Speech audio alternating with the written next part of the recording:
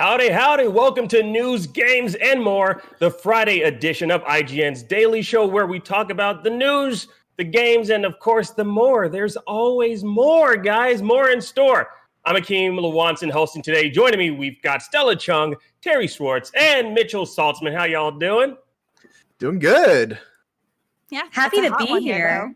Yes, it's Friday. Now I got to let people know this off top. After NG Plus, be sure to stick around for Watch From Home Theater at 8 Eastern, 5 Pacific time. We've got the Clone Wars, Sam Witwer, and actor Raul Coley returning for a live Q&A watch-along of Return of the Jedi, which is going to be pretty awesome. I'll be in the chat over there having fun with them. But, right now, I'm going to be having some NG Plus fun, and I'm super duper excited for our first story. I'm super duper excited to talk about this because it's related to something that we've all been doing since quarantine, and that's streaming movies.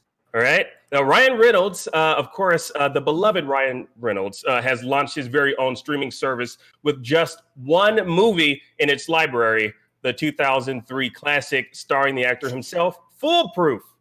This is crazy. Foolproof. Now, Reynolds, who bought an ownership stake in Mint Mobile last year, announced the launch of his this spoof streaming service on Twitter a few days ago when he posted an ad for Mint Mobile Plus, which is an all-new platform that offers 80 whole minutes of binge-tastic unoriginals to stream in 2003 DVD quality, in case, you miss DVD quality from 2003. Now, the platform is free for everyone to access at mintmobileplus.com. And while a single movie to binge might sound odd to some people, Foolproof is branded as an all-arounder with a featured spot in every single category on the platform, including original originals, kind of originals, and unoriginal originals. And unsurprisingly, the movie also appears in every slot of the site's top 10, which is just nuts. Now, I want to cast this question out to the panel. Aside from Ryan Reynolds clearly slowly slipping into the real life embodiment of Deadpool, what do you make of Ryan Reynolds' actions here? Terry, let me start with you.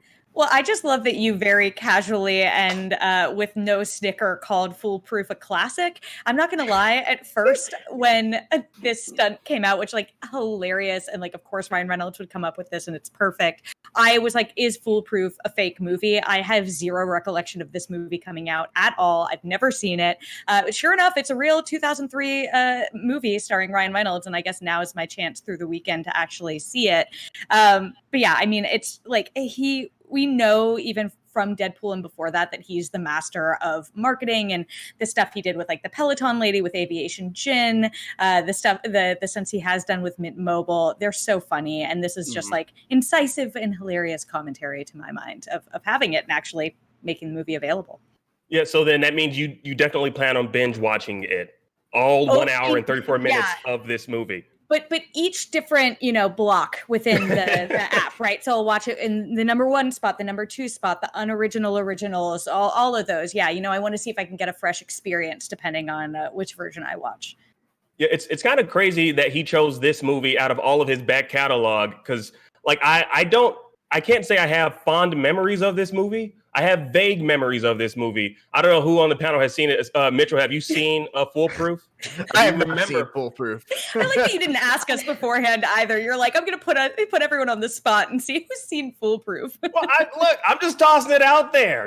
Stella, are you a fan of Foolproof? I didn't even know this movie existed. So, I did.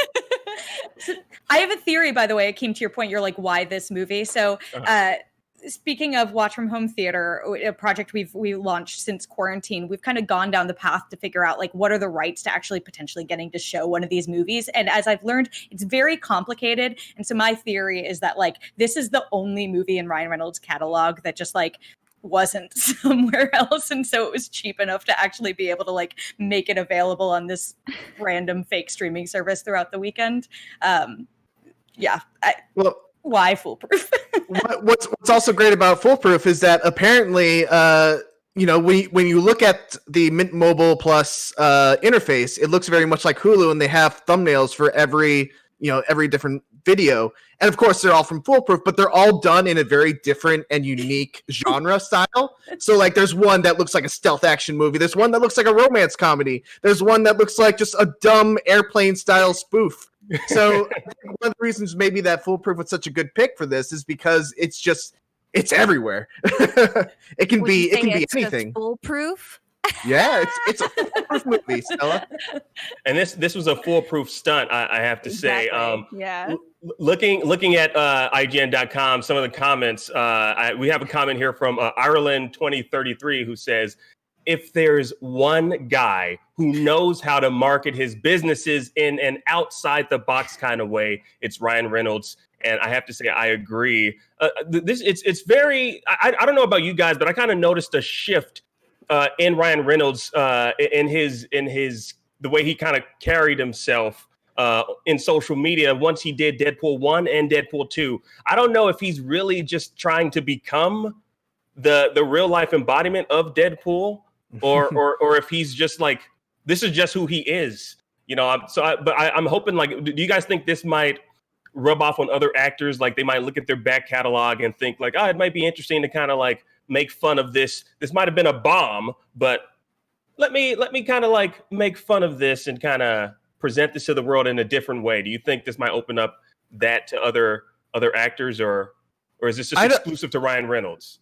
I don't think what Ryan Reynolds has just as a personal charisma is something that can be easily replicated by any other actor. So the man is just a marketing genius. I think there's marketing companies out there that are looking to him for stuff for them to do to be just better at marketing. So yeah, I don't know if there's really a thing that other actors can do to really learn from what Ryan Reynolds is doing, but yeah, it's amazing.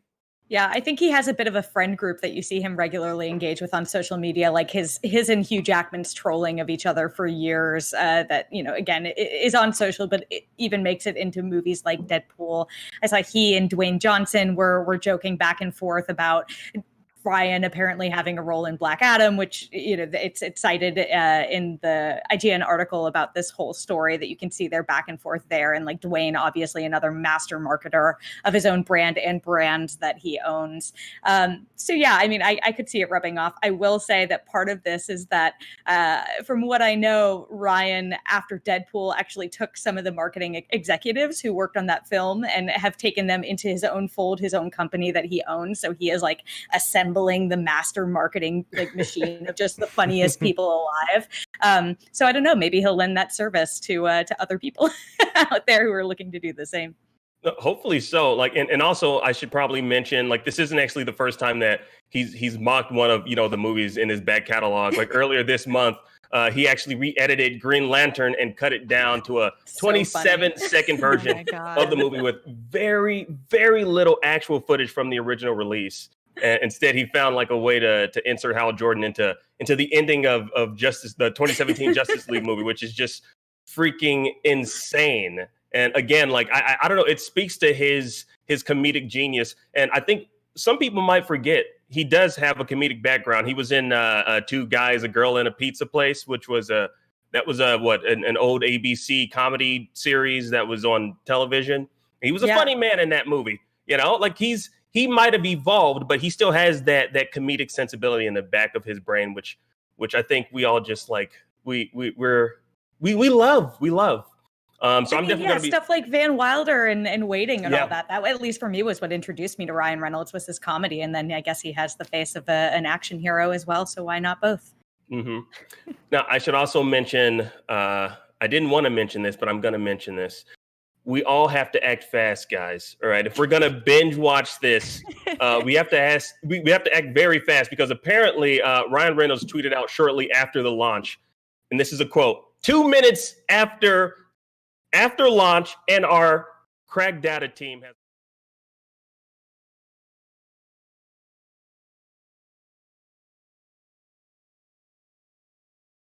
We've got literally just the weekend to binge this movie, if at all. And I definitely recommend. I mean, I say it's worth the 1 hour and 34 minutes. I watched about 15 minutes before we actually jumped online here, and I was like, okay, yep, I'm gonna have to watch this. It's worth it. It's if you go in not expecting it to be Good? there you go. I was gonna say far. Akeem, we live in a world where you can stream just about anything you possibly want, and you're telling us we should be watching Foolproof this week. Why not? Why not? Okay. Look, It's exclusive to Mint Mobile, and it's going to go away this weekend, Terry. Exactly. That's fair. Yes. That's fair. And this entire stunt was like a hit on Reddit earlier today. So it's like, I'm a Redditor at heart, so I'm gonna go with my Reddit fam, and I'm gonna support this endeavor, this stunt of Ryan Reynolds. So I'm all for it. That's just me. But moving on to our next story, I got some sad news for fans of the GTA series who have very, very fond memories of listening to some of the talk radio programming in the series. GTA writer, producer, and DJ Laszlo Jones has left Rockstar after nearly 20 years of being part of the franchise. It's a long, long time. Now, as spotted by Grand Theft Auto YouTuber GTA Men, Lazlow's LinkedIn profile details the split, noting that he left the company back in April of 2020, this year, and is now working on a number of in-development shows for Disney and Netflix and consulting for a video game company. I wonder which one that could be. Now, for me, like I have very, fond memories of listening to Laszlo on the radio. I remember, all the crazy dialogue between him and Fernando Martinez back in GTA 3. That's where I first discovered him.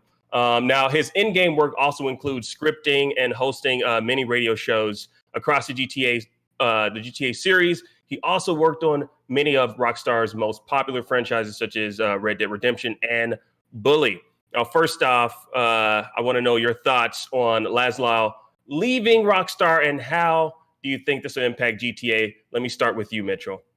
Well, I think the important thing to note is the context of this coming off the heels of Dan Houser also leaving Rockstar, who, of course, he's part of the Houser brothers. They've been heading up the GTA series for pretty much since its inception, as far as I know.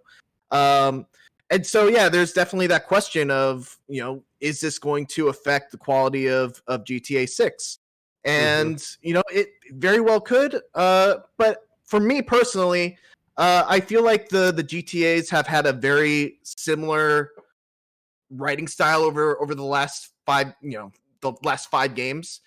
So I honestly would kind of welcome a change in the overall tone of the series, I guess is what I'm going for. But I guess it's too early to tell. We'll find out hopefully soon whenever they announce GTA 6 inevitably.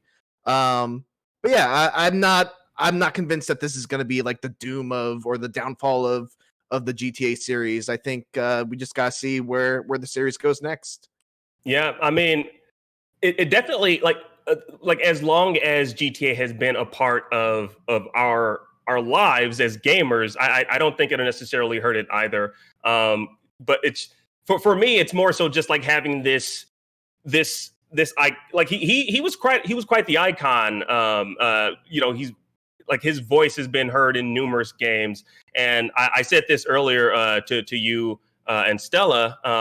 Like I went to school for radio broadcasting, so I remember like listening to him on the radio dials, like just listening to the talk radio stations in GTA, and just like it blew my mind how clever they were. Like I wasn't sure if this was improv or if this was all scripted, because like just the conversation, like I love morning radio. I grew up listening to like obviously Howard Stern and other shock jocks of similar ilk. And that's kind of what like his the radio station that he was involved in on GTA kind of reminded me of. So I'm glad he will be missed. His voice is what is iconic to the series. Stella, are you a fan of GTA? How do you feel about this news? I like GTA, but I think I'm more concerned about like, oh no, does this mean, because he left in April 2020 or so the LinkedIn profile says. So it's like, well, did this affect the development of GTA 6? Because, with the reveal of, I think, what was it, the PlayStation 5? They were like, oh yeah, we're going to have GTA 5. on the next new console, and you're just like, oh no, what does this mean? So now I'm a little bit worried, but at the same time, if they do take more time on creating another GTA, and like how Mitchell said, if they break the formula a little bit, that might be kind of cool. It'll be interesting to see how everything turns out, though, because I'm learning this from you, Akeem. I guess he was like a really big part of all the background stuff and even more like in-game stuff, and also he's a producer. So, it's going to be interesting to see how the next product differs from all the previous ones. And I think also something that's important to note is just because he left Rockstar doesn't mean that the character of Laszlo needs to go away from the Grand Theft Auto series. He can still be brought back as a voice talent. Just he probably won't be writing his own words this time.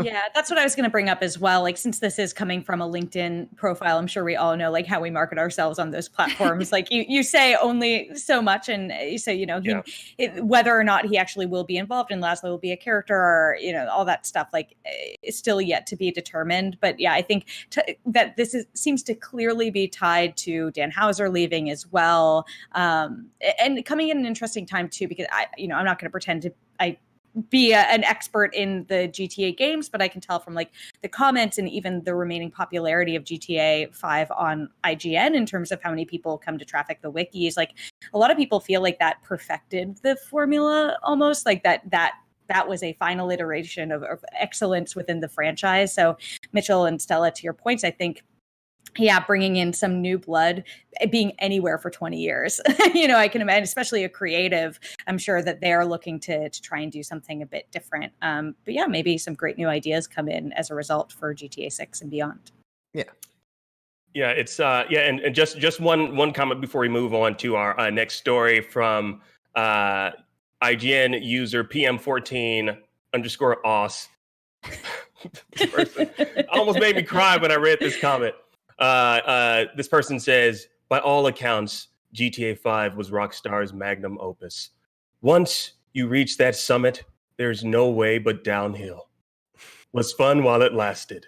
It's like, dude, what do you mean? Wow. Like, first off, there's plenty more gas in the tank. All right, so I mean, like that when I read that comment, it kind of almost shedded a tear. I was like, dude, do you think it's over? There's going to be a GTA 6. This is not the end.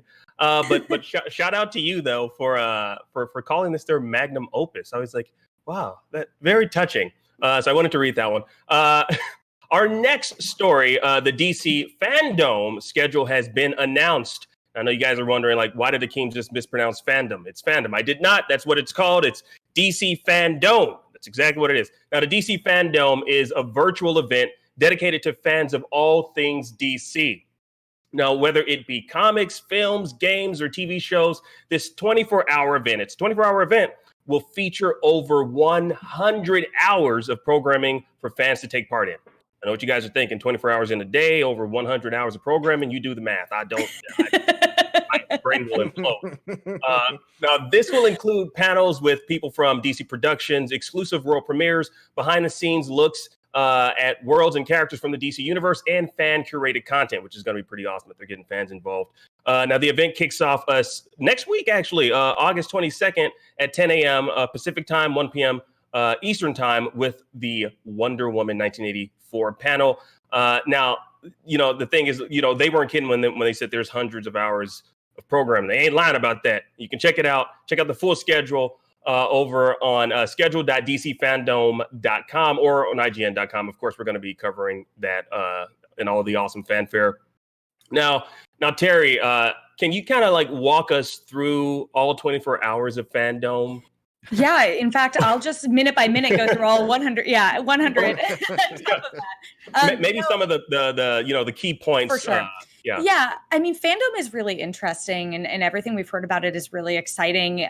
This is definitely DC's answer to the lack of a Comic-Con or a Star Wars celebration or an E3, where they are creating an event that if you like anything that they create, there's going to be something cool here for you. And I think what's most exciting is, like, in a year like this, where there are so many delays and a lot of companies aren't super forthcoming because they don't know what the future of especially their movies will be. Like, DC Fandom has a panel for every upcoming DC movie, even ones that haven't gone into production yet, which, like, as someone who loves loves all their films and everything that they have coming up so much, like, is really exciting to me. So there's a panel for the Batman that, you know, presumably Matt Reeves and Robert Pattinson, who are on the attendees list, will be at. There's a Black Adam panel, and Dwayne Johnson is supposed to be there. There's a Shazam 2 panel. There's a Aquaman 2 panel. There's, of course, a Wonder Woman 1984 panel.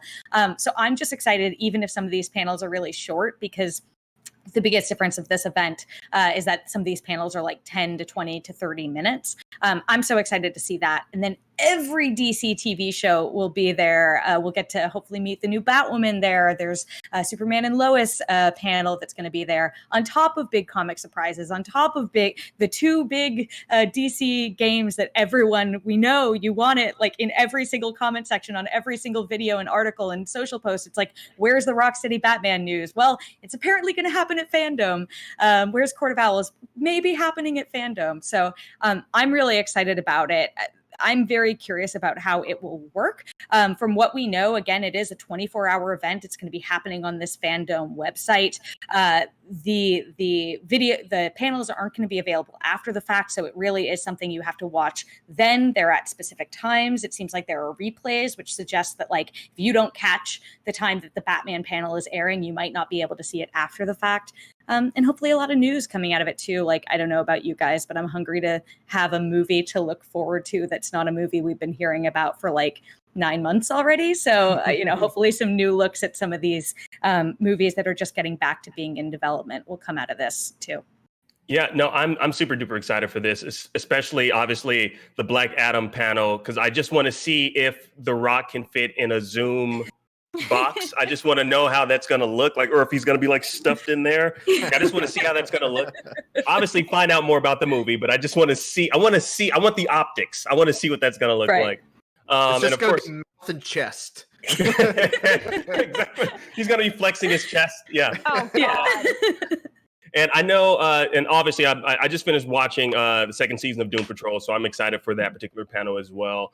And I know Stella and Mitchell, you guys are excited for this panel, the Warner Brothers Games Montreal announcement. I think we all are. As gamers, we're super duper excited for that. And this whole DC Fandom conversation kind of segues us perfectly into our next story.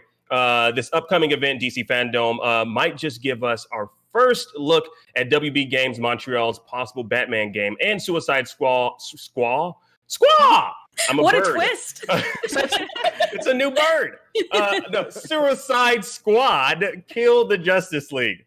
Can you imagine if this was Angry Birds meets Kill the Justice League, God, though, and it's just like a bunch of ideas. Don't give them ideas. Awesome. No. As previously revealed via a single image featuring Superman, or I don't know, it could be Bizarro. I don't know. In the crosshairs of the Suicide Squad, Rocksteady's Batman Arkham follow-up will be featured in a panel on August 22nd. So next week at 5 p.m. PT. You guys know what that means. That's Pacific time. Now, DC also confirmed the name for the game, a version of which was previously leaked to be Suicide Squad.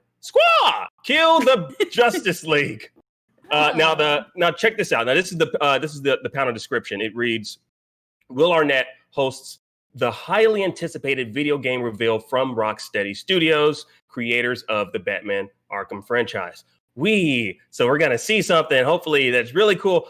Also confirmed to be at DC Fandom is WB Games Montreal's currently untitled game, the studio's first since Batman Arkham Origins. The panel promises an announcement and first look at the game. So hoping for this, which has long been teased and rumored to be a Batman game. Now, the Montreal game panel description for now only reads, Gamers, you won't want to miss the first look at an exciting new game and Q&A with the developers. Now, how are we feeling about this? Do we think we're going to get a Batman video game announcement, possibly adapting the Court of Owls story arc? I'm going to go to you, Mitchell. Yeah, I mean, we gotta. Yeah. They've been too cryptic about it to not do it at this point. Like they've had a bunch of teases leading up to this, and then just radio silence. It's like gamers have been upset about it, like to the point of just you can't just keep dangling this thing in front that we all want. Like, saying highly anticipated doesn't even do this justice. This is probably one of the most like sought after game announcements that we've had in a very, very long time. Every E3, every event, there's always this lingering disappointment of, oh, well, Rocksteady was silent again. Guess there's next year. And then next year comes, again, radio silence. It's just been so long since we've heard a peep out of Rocksteady in terms of what their next game is. And so we finally have, the title, Suicide Squad. What was it? Death of the Justice League or Kill the Justice League or something like that? Yeah, Kill the Justice League. So like that already presents a whole bunch of questions as to what we're actually going to be, how that's going to be played out in this game. Mm-hmm. And then you have the Origins follow-up, Court of Owls, which is another thing that people are super excited for. I loved all the Batman games, even Arkham Knight, even Batman Arkham Origins. So I cannot even tell you how excited I am to see these panels. Well, you told me how excited you are, and I appreciate it. Stella, how excited are you for this? Honestly, I haven't played any of the Batman games, but I really want to with this announcement because I really want a cool superhero game that's, modern, like that's come out this generation. And I think that'd be super cool, especially with Suicide Squad, just only because I have a soft spot for Harley Quinn, especially after Birds of Prey. So I'm just excited for anything that has her in it. And getting a video game like with her in it would be amazing because I just love immersing myself in this like fictional world that way. Also, who doesn't want to feel like a superhero or a bad guy every so often, Oh, 100%. And I feel like, Mitchell, to your point about just how hyped, especially the WB Games announcement is, like, I know people were a little critical of essentially like a DC Fandom tease, but from Rocksteady, where they just revealed that poster and they're like, oh my God, people have been waiting for so long. And this is how you reveal, what the new game is going to be. So I feel like they know that these Fandom panels have to be incredible. Like they have to be the E3 panels that they probably were planning on doing before the pandemic hit and everyone's plans changed this year. So I hope that panel is more than just like, here's what it is and we'll talk about it. Like I hope there's something of substance to show, a trailer, gameplay, like something meaty for people to really latch on to after waiting so long, so that can just have a massive impact. And I know you'll be working that weekend, I'll be working that weekend, Akeem will be working that weekend. It's like all hands on deck on the IGN side to just have the most robust coverage of like everything coming out of Fandom, because I don't know, we're feeling like this is going to be big. It's going to be stuff to be excited about, which we all could use. I'll tell you what, there's one way that they can make the panel blow any expectations out of the water. And all you have to do, whatever the next WB Montreal game is, and the Rocksteady game, make them PS5, Xbox One, Series X launch games. There you go. Yeah. The internet will explode. Just lemonade it, right? As I coined that approach of just like, oh, and it's done and it's coming out in 2 months. Yeah. Yeah. That's the knowledge that we need. Speaking of knowledge, guys, there's a user by the name of Knowledge with 2 Ks, so it's knowledge at IGN.com. I love this comment. Knowledge says, Court of Owls, playable Bat family, Damian Wayne, no Batman for a chunk of the beginning of the game, and written by one of the best modern Batman comic writers right now.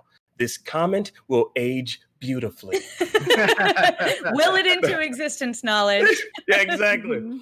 And our final story, Ghost of Tsushima was the best-selling game of July 2020 and has also become the 5th best-selling game of 2020, the fastest-selling release from Sucker Punch, and had the 4th highest launch month dollar sales in U.S. history for a Sony-published title, which is it's quite impressive.